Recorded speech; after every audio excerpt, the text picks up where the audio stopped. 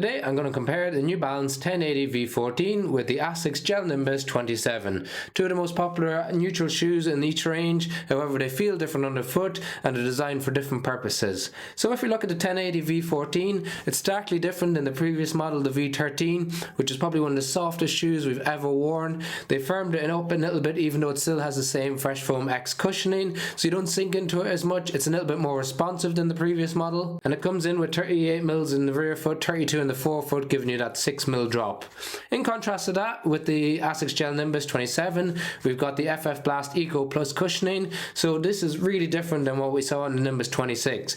So it's a little bit firmer, a little bit more responsive. It's got lots of padding underneath your foot, with 43.5 in the rear foot, 35.5 in the forefoot, giving you an 8mm drop. So 2mm greater drop than what we saw on the 1080, and also we've got a lot more padding underneath the foot.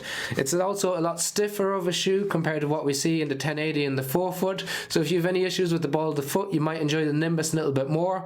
Both of them have got quite aggressive forefoot rockers to help with the push-off phase of the gait cycle.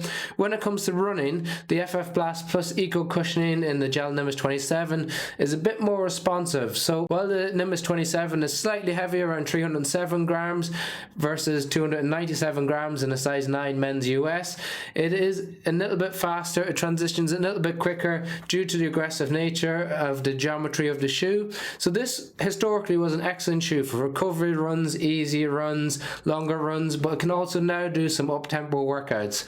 In contrast, the 1080 is more used for those easier runs, longer runs. It's more of a steady workhorse of a shoe.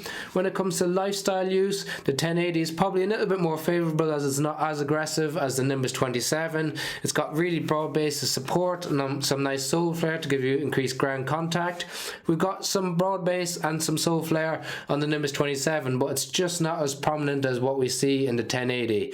So probably better as a lifestyle shoe in the 1080, but it's not to say that you can't use the Nimbus 27 as a lifestyle and a running shoe.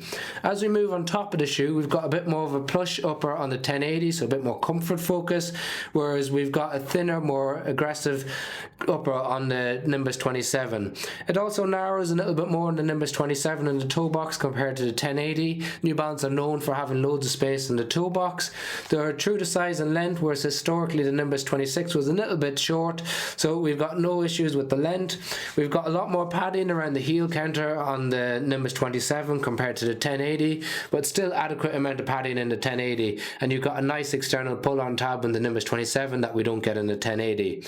A lot thinner over tongue that's gusseted in the Nimbus that we don't have in the 1080, which is a bit more padded. So overall, we've got some changes to the shoes. The Nimbus 27 can be used as a lifestyle shoe, but it's more focused now as a max cushion, more up-tempo workout shoe. It can be used for some tempo workouts, whereas the 1080 is still your classic workhorse of a shoe, all about easy runs, long runs, but it's also a great lifestyle shoe. You can check out the latest prices of each of these in the description below on Amazon.